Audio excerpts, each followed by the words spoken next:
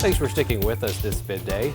Secretary of State Marco Rubio arrived in Israel today as the Trump administration tries to ensure that the U.S. brokered peace deal between Israel and Hamas stays on track. The White House is also speaking out against a symbolic vote by Israel's parliament to annex the West Bank. Natalie Brand has the latest from the White House.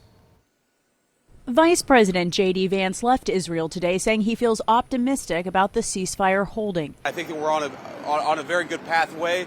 It's very early, but it's a good start. But he also criticized a symbolic vote by hardliners in the Israeli parliament to annex the West Bank, land Palestinians want for a future state. If it was a political stunt, it was a very stupid political stunt, and I personally take some insult to it. The West Bank is not going to be annexed by Israel. The policy of the Trump administration is that the West Bank will not be annexed by Israel.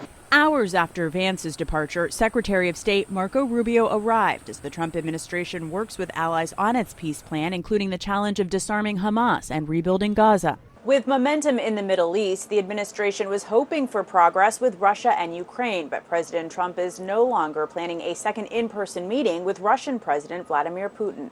It didn't feel right to me. It didn't feel like we were going to get to the place we have to get, so I canceled it. Russian strikes this week targeted civilian sites, including a kindergarten in Ukraine's second largest city. The administration has now imposed new sanctions on Russia's two largest oil companies, saying it's the result of Russia's lack of a serious commitment to a peace process. I think that they'll certainly have an impact. They're massive sanctions. A Russian spokeswoman called the new sanctions counterproductive.